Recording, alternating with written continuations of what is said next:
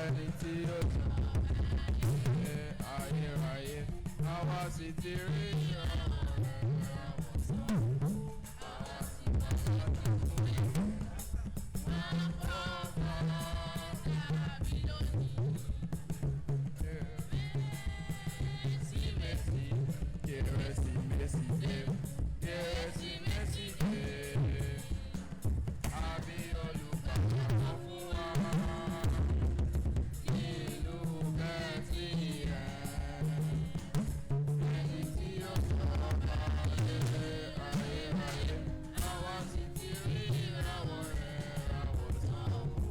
àwa sì wà láti mú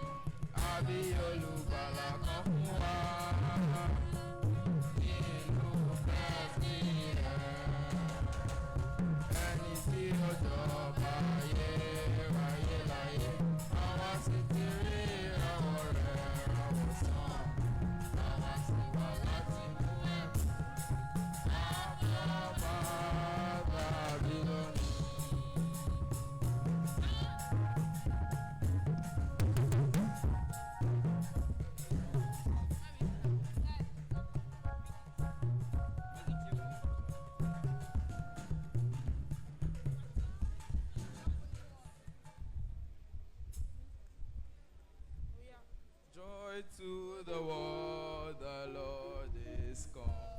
Let earth receive her King. Let every heart prepare him room. And heaven and nature sing. And heaven and nature sing. And heaven and nature sing. The Savior reigns. Let's bring the song to God. What fills and gold, what fills and clear. Repeat the song. Repeat the sounding joy. Repeat the sounding joy. No more lettings and sorrows grow. The thorns infest the ground. He comes to bear his blessings flow. Far as the cause is found, far as the cause is, far as the cause is. He rules the world with truth and grace, and makes the nations true. The glory of his righteousness, and wonders of his love, and wonders of his love, and wonders of his love.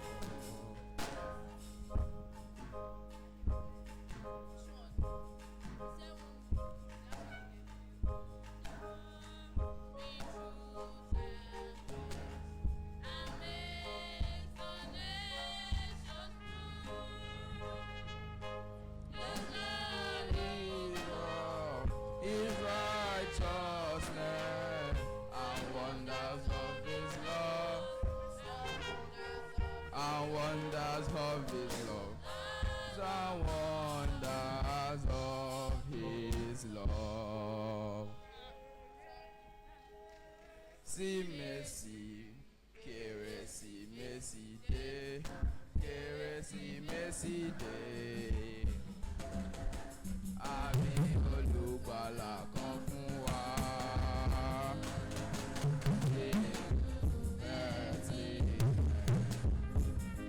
Ẹni tí ó jọba ayérayé, àwa sì ti rí ìràwọ̀.